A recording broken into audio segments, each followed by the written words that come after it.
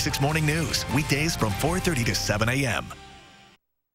CBS 46 News at 11 starts now. And new tonight, Secret Service rushing Donald Trump off stage in one of his final campaign stops. Why they thought his safety was in jeopardy. Thanks for joining us. I'm Mike Dunstan. And I'm Kim Passoff. What caused the problem at the Trump rally in Nevada? That still remains unclear, but security escorted a man outside of that venue shortly afterwards.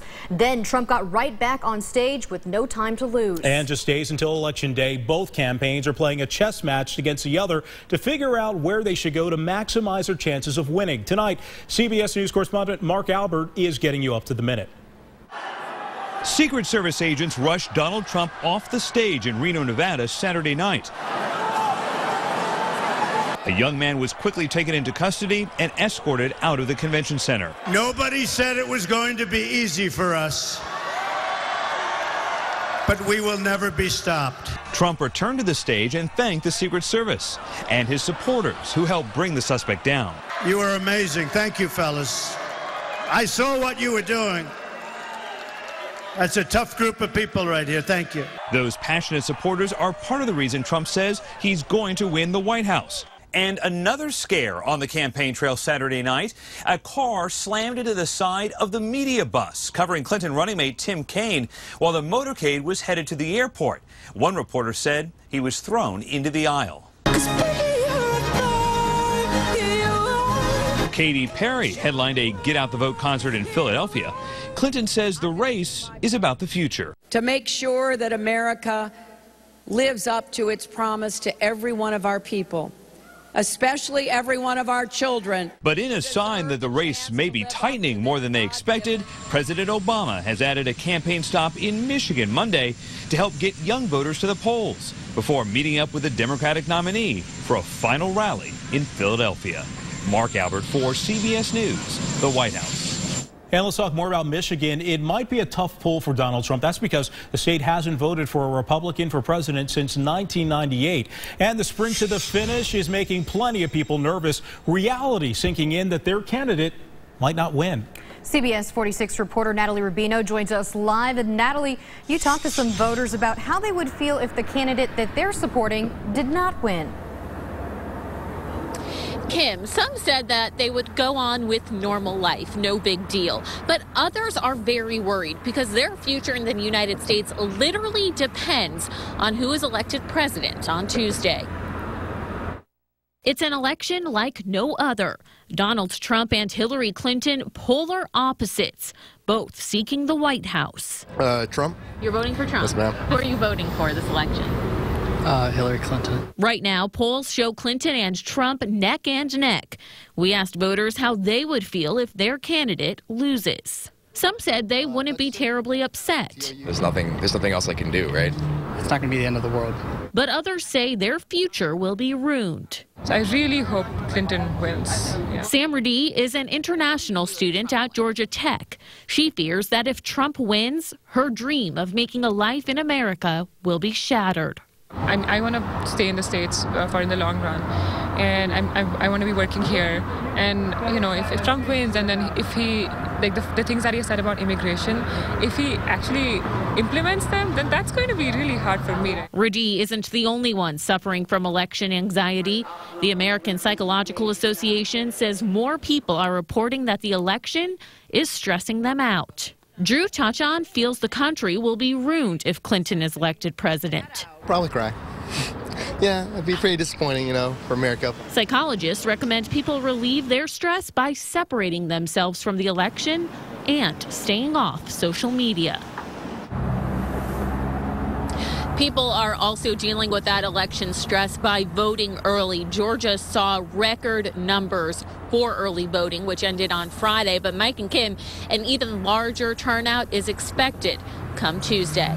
We're live in Atlanta tonight. Natalie Rubino, CBS 46 News. And we'll be covering it. Natalie, thank you. Stay with CBS 46 as we count down to Election Day. We'll have your local, state, and national election results as they come in Tuesday night on the air, online at CBS46.com. and our social media channels. New tonight, a shooting at a MARTA station. This is video just into our newsroom from the Hamilton E. Holmes station in Northwest Atlanta. We're told that one person was shot in the south parking lot about 3 hours ago. He was taken to Grady Hospital, where he later died. This is the second homicide at that MARTA station in as many months. The first murder remains unsolved. We'll continue to follow this developing story for you and bring you updates as we get them. Now to a developing story. A Clayton County boy shot by a friend today is undergoing surgery but is expected to survive. The 12-year-old was airlifted to an Atlanta hospital a few hours ago. The shooting happened on Fitzgerald Road in Jonesboro. Police say an 11-year-old and 12-year-old boy were playing with the gun when it went off. Right now, a huge fire continuing a path of destruction tonight, burning thousands of acres here in North Georgia. And this is from Chopper 46. A look at the smoke from just yesterday. CBS 46's Kai Beach has the latest on how the smoke is affecting people's air quality. It's all hands on deck here in Fannin County as firefighters from across the country are trying to put out these flames. But even with all the extra help, well, they only have about 10% of it contained. Never mind a sunset in Fannin County, and it's more like a smoke out. And the air's been really thick. It just looks like a big haze. Donna Turek just finished a color run in Blue Ridge. And with the Rough Ridge fire still burning nearby, she felt the smoke with every step. The air was harder to breathe. I mean, we had to walk when we would go uphill. So I'm sure that had an effect on it. Earlier today, firefighters from as far as Puerto Rico came to North Georgia to help put out the flames. Within the Cohutta Wilderness, it's very inaccessible in that location, steep terrain, really rugged. So far, this fire has burned nearly 4,000 acres. And with this year's drought providing plenty of fuel, fire officials expect it to just keep burning. To have a lightning-caused fire here and to have it grow this large is very rare. Well, you're looking at a cell phone video from a firefighter on the front lines. Back at the finish line in Blue Ridge, these runners can't wait for this fire to finally stop burning and for running conditions to finally get back to normal. Now, even with all this extra help coming right up here to Fannin County in North Georgia, fire officials believe this fire, well, it's going to keep burning for at least another week. In Blue Ridge, Kai Beach, CBS 46 News. Thank you, Kai. And firefighters won't be getting much help from the weather. Let's turn to meteorologist Ella Dorsey. And Ella, is there any relief in sight at all? Oh, unfortunately, it looks like we're in for another very dry week. But we do have to talk about the cooler temperatures that we're in for. Here's a look at our current satellite imagery. Some of those high clouds moved in, making for a relatively cloudy afternoon. Filtered sunshine.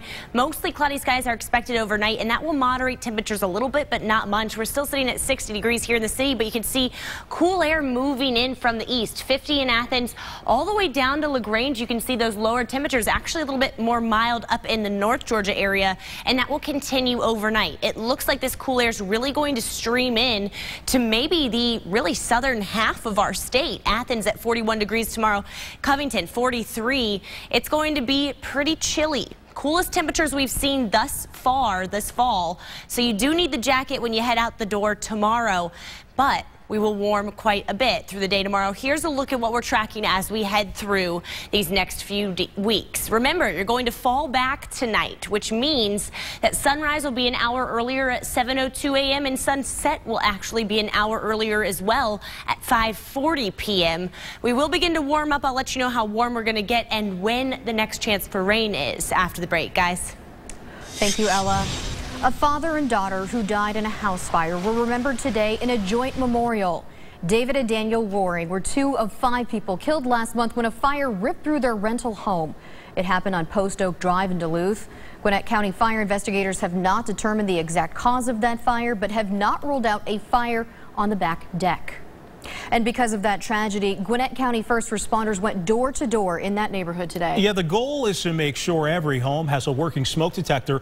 CBS 46's Ashley Thompson went along to see that push to save lives.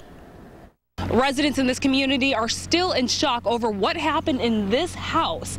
5 people killed in a fire. Now surrounding neighbors are making sure they're fire aware. The American Red Cross, Gwinnett County firefighters, and local volunteers teamed up Saturday morning for a fire safety blitz, knocking on doors to talk about the importance of fire prevention. When a home fire breaks out, when you hear that smoke alarm sound or you see smoke or flames, you've got about 2 minutes or less to evacuate. So not a whole lot of time, and people don't realize how dark dark, how hot, and how scary a fire really is. The group broke up into small teams of 3, offering to check and install new smoke alarms and help families prepare fire escape plans.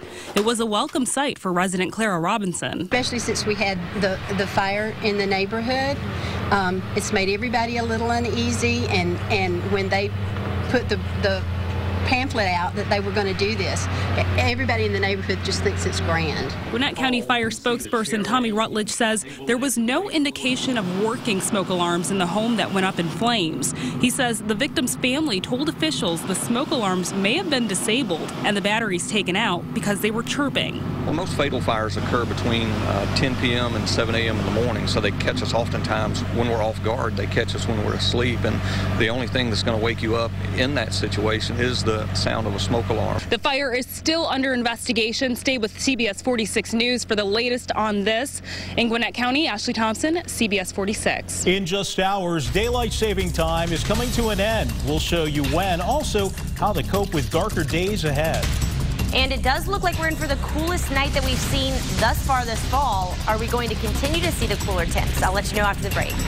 Kentucky and Georgia went down to the final seconds. The latest on the Cats and Dogs coming up on Sports Saturday. And let's take you outside for a moment. Here is a live look at Hartsfield-Jackson International Airport. You're watching CBS 46 News at 11. Dozens of friends and fans gather to celebrate the life and legacy of actor, comedian, author, and mentor Tommy Ford.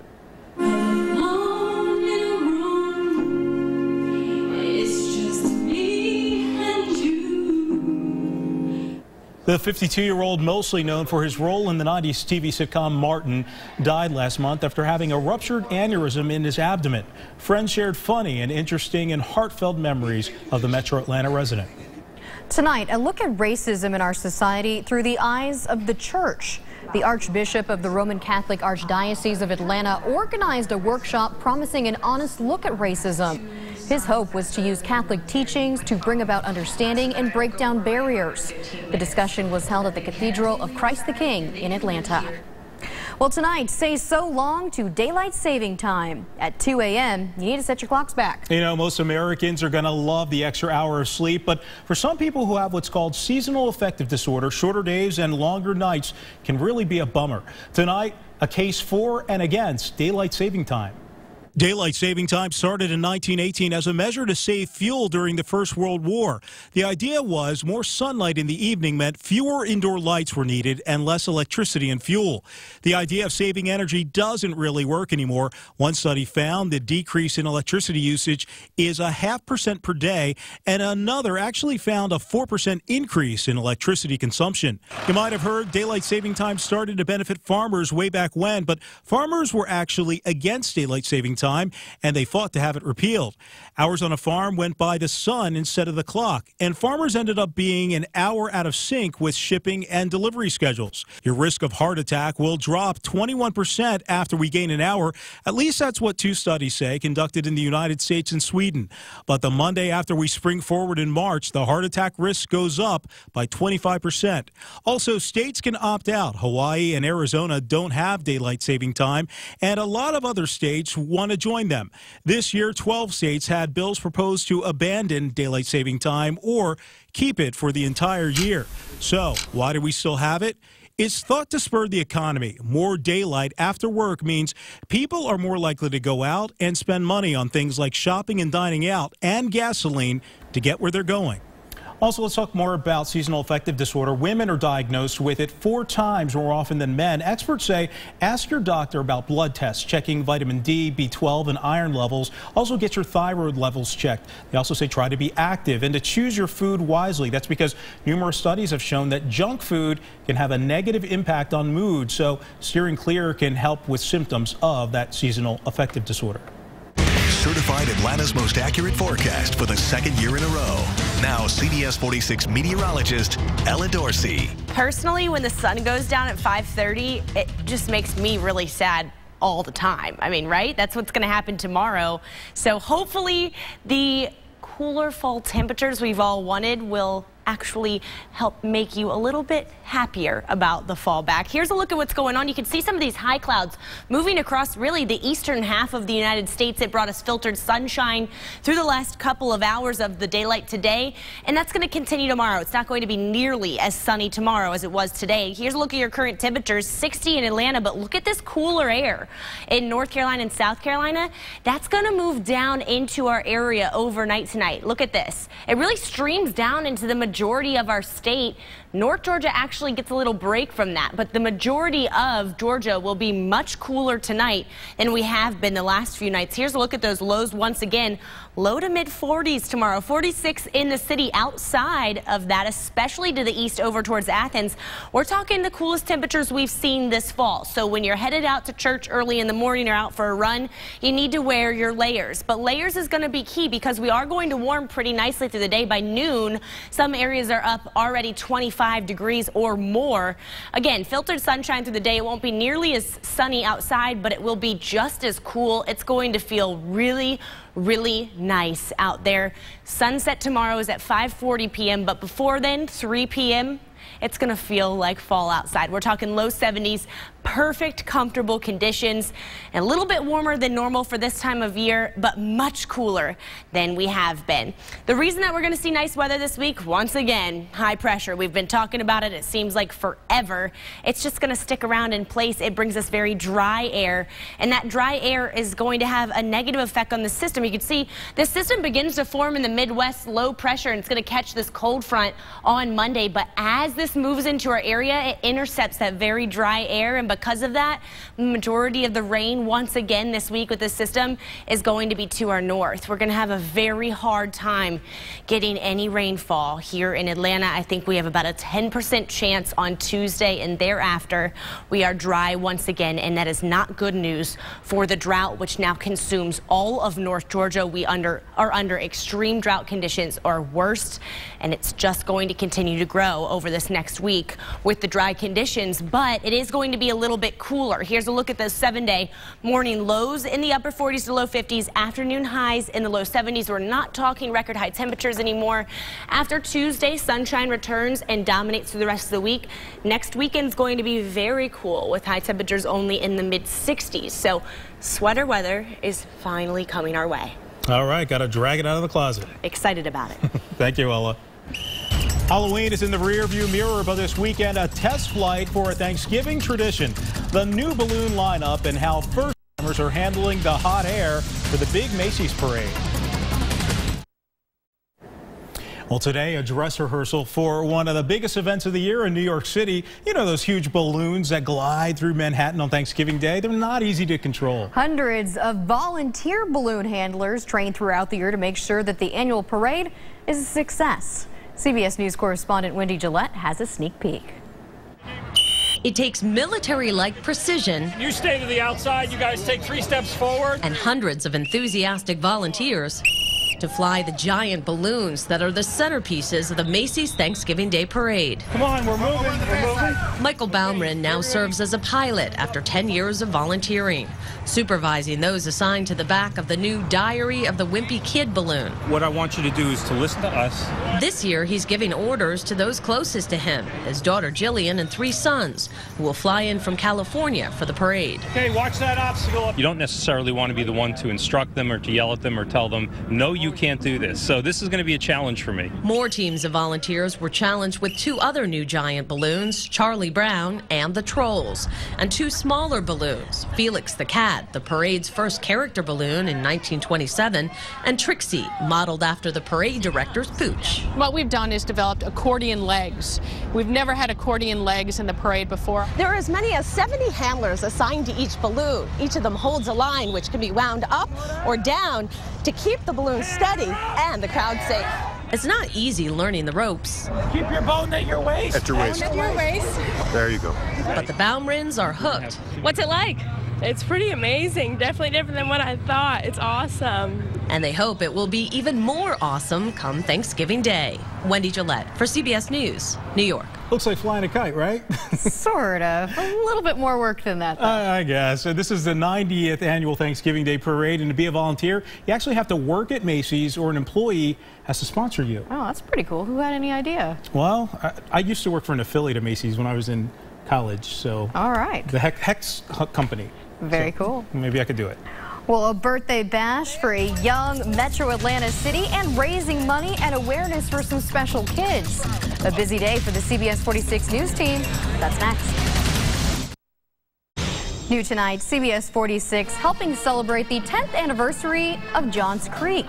Johns Creek marked 10 years of cityhood with live musical performances and family-friendly activities. The event was emceed by our very own CBS 46 investigative reporter, Karen Greer. Johns Creek is now the 10th largest city in Georgia and has been named one of the safest places to live in America. Those bands sound good. So does Karen. And CBS 46 anchor Sharon Reed was on hand. There you see, waving right there, for the first annual Ease Club 5K in Alpharetta. The event raised money for the Center for Teens Living with Autism. CBS 46 has sponsored and supported the organization. It was one of our weather team's 3-degree guarantee charities, getting money every time our weather team came within 3 degrees of forecasting the next day's temperature. Still more ahead on the News 11. First, let's check in with Fred Khalil with a look at what's coming up on Sports Saturday. Hey, Fred. Hey, guys. Tonight on CBS 46 Sports Saturday, Georgia scored first. Meteorologist Ella Dorsey, Kim Passoff, and the entire CBS 46 News team. I'm Mike Dunstan. Thanks so much for watching. Stay with us. Fred is next with Sports Saturday, and Mike and I and Ella will all see you back here tomorrow. This is CBS 46 Sports